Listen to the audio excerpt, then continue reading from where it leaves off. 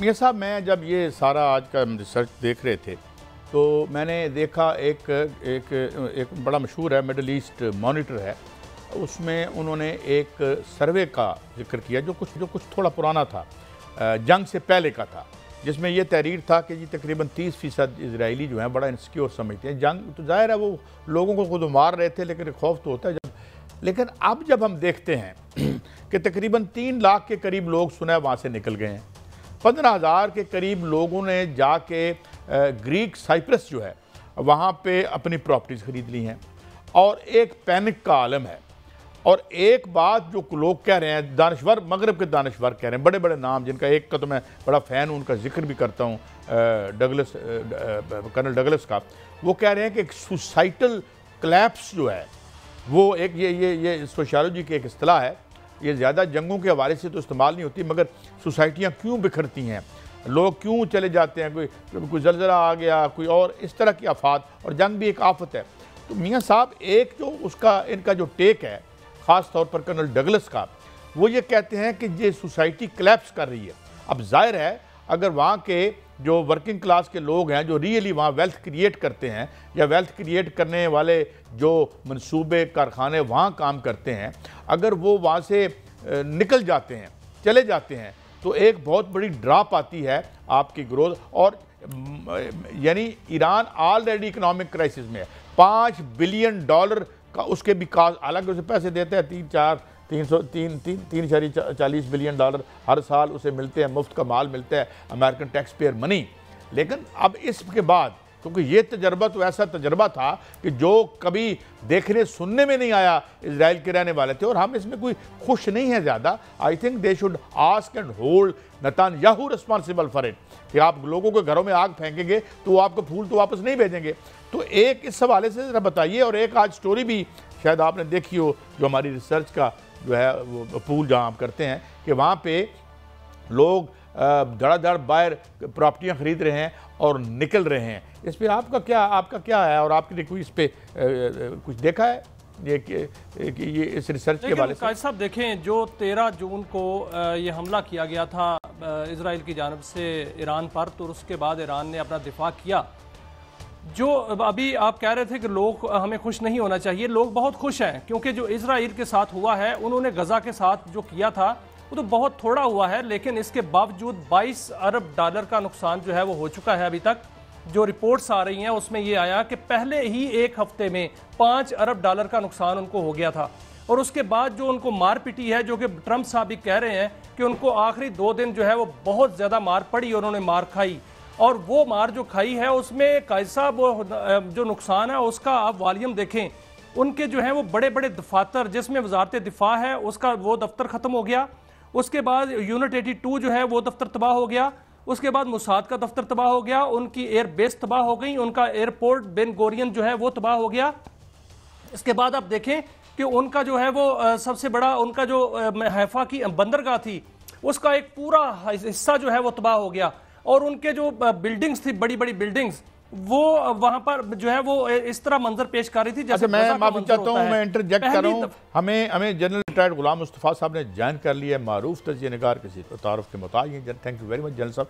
General साहब, एक तो सवाल मैं दोहराता हूं, मैं पहले भी एक मोहतरम सफारतकार आए थे, कहा यह जा रहा है कि ये जो उन्होंने जंगबंदी की है ये कोई उन्होंने इजराइल के मफाद में की है, जो डैमेज हो चुका था, और वो यानी टाइम देना चाहते थे और बुरी तरीके से उनकी सोसाइटी जो है। तो क्या ये बात दुरुस्त है कि एकदम से कोई ईरान की मोहब्बत नहीं जागी थी, कि इधर पीछे कुछ काम खराब हो चुका था? इस पे आपका टेक क्या है? देखिए, मैं उस दिन आई वाज इन स्टेट में एक्चुअली शॉक कि ये ट्रंप साहब ने अपने एक दफ़ा अपने अभी 52 वगैरह का मुजाहरा करके पीछे हट गए हैं वो। लेकिन मुझे इसमें कोई शक नहीं है कि ये जस्ट एक इंटरलूड है, पॉज है। ये मैं इसलिए कह रहा हूँ कि जो डिक्लेयर्ड अज़ाइम है, जो सारा कुछ डील कर रहे हैं, ये डीप स्टेट कह लीजिए, आप क्रिश्चियन ज़ायनिज़्म कह लीजिए, जूश ज़ायनिज़्म कह लीजिए, ब्राह्मण ज़ायनिज़्म कह लीजिए, डिक्लेयर्ड अज़ाइम है उनके, और ईरान उनका एक टारगेट है, और it's not the only target. मैं बार बार ये भी कह चुका हूँ कि ईरान खुदा न खास्ता अगर अभी कमजोर पड़ जाता तो शायद अभी पाकिस्तान को लाले पड़ जाते। लेकिन नुकसान उनका हुआ है। सबसे बड़ा ये हो कि उनका बहुत बड़ा भरम टूट गया है। जिनका ख्याल ये था कि शायद ईरान 2 दिन में घुटने टेक देगा। और दूसरी बहुत बड़ी बात ये थी कि जो उन्होंने 2 अज़ाम उन्होंने जो बार बार कह रहे थे कि भाई हम इनका न्यूक्लियर सिस्टम तबाह कर देंगे, वो उनको बाद में इत्तलात मिली कि भाई न्यूक्लियर सिस्टम को तबाह करना इतना आसान काम नहीं है। अमेरिका के जो बंकर बस्टर्स हैं, जितने भी आप उनको कह लीजिए, उनके एक डेफिनेटली एक स्पेशल वेपन है, लेकिन उसमें वो काबिलियत नहीं है कि वो जो 80 मीटर 100 मीटर डीप जाके वहाँ पे नुकसान पहुँचा सके। फिर जो उनके बेसिक जो भी मटेरियल जो कुछ भी कह चीज़ें उनको जिस स्टेज पर भी उनका न्यूक्लियर प्रोग्राम है, वो उन्होंने इससे ज़्यादा महफूज रखा हुआ है। इसलिए एक ये मसला भी था।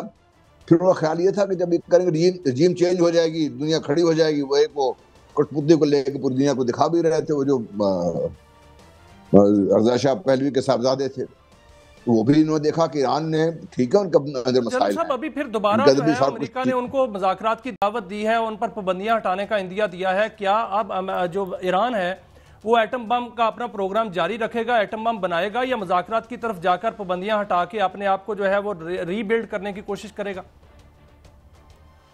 देखिए, ये दोनों चीजें साथ साथ क्यों नहीं चल सकती?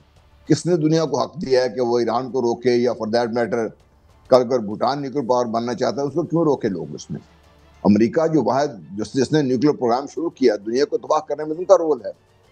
इसराइल को आज तक किसी ने रोका है कि उन्होंने एनपीटी भी साइन नहीं की हुआ, कोई इंस्पेक्शन भी नहीं है, आईईए भी वहां भी नहीं जा सकता। ईरान पे तो हर किस्म की पाबंदियां भी थी, चेक्स एंड बैलेंसेस भी थे। बहरहाल बात यह, देखिए, ईरान को उनकी कोशिश तो है कि कर्ज करें ईरान को बंधन करने पे मजबूर कर दें, लेकिन ईरान को बहुत तल्ख तजुर्बा है। ओबामा साहब के दौर में आपको याद होगा मुआहदा हुआ था, जो ट्रम्प साहब ने आते ही उसको मनसूख कर दिया, फिर हमें पाबंदियां लगा दी। वो क्या मतलब, इसके बाद भी अब जब देखिए, जब इसराइल का जब हमले से कुछ दिन पहले तक तो मुज़ाकरात जारी थे, फिर इसराइल को हमला करने की इजाज़त क्यों दी गई? क्यों ट्रम्प साहब और अमेरिका और बाकी दुनिया मिलकर इसराइल को सपोर्ट कर रहे थे उस वक्त? तो मेरा ख्याल है अगर ईरान इस दफ़ा भी के झांके में आ गया तो फिर ईरान बहुत नुकसान उठाएगा, क्योंकि नेक्स्ट टाइम वो फिर सब कुछ। अच्छा जन साहब, एक और सवाल जो मगरब के जो एकेडमिक्स हैं वो उठा रहे हैं, खबरें आई हैं कि 3 लाख के करीब लोग वहाँ से चले गए हैं, 15,000 लोग उन्होंने ग्रीक साइप्रस में ख़रीद ली हैं अपनी प्रॉपर्टियाँ, और एक सोसाइटल क्लैप्स आ रहा है क्योंकि पहली दफ़ा उन्होंने ये मनाजर देखे हैं। पहले तो उन्होंने गज़ा की जो है वो फिल्में देखी हैं दूर से, अब उन्होंने उनके ऊपर ये बीती है, तो उसके बाद एक रैटल्ड है, और अगर उधर से लोग और रियासत उनको रोक रही है, तो ये क्या एक पॉसिबिलिटी है कि इतने बड़े लेवल पर एग्जाडस हो?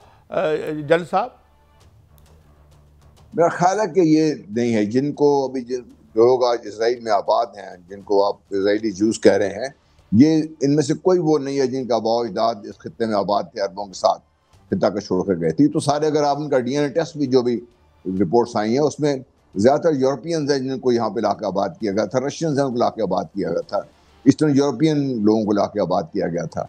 वो लोग अब जाएंगे कहाँ पर जाएंगे? पैसा उनके पास है, ठीक है, of course they can go somewhere, लेकिन उनका तो ये एक जो इसराइल का हम बात भूल जाते हैं। जो बाइडन ने एज ए वो जो he was heading the foreign affairs committee, जो सेनेटर थे, उन्होंने कहा था कि इसराइल इस खत्ते में ना आता तो हमें इसराइल बनाना पड़ता है कि यहाँ पे, तो कैसे इनको इतना खुली इजाज़त दे देंगे?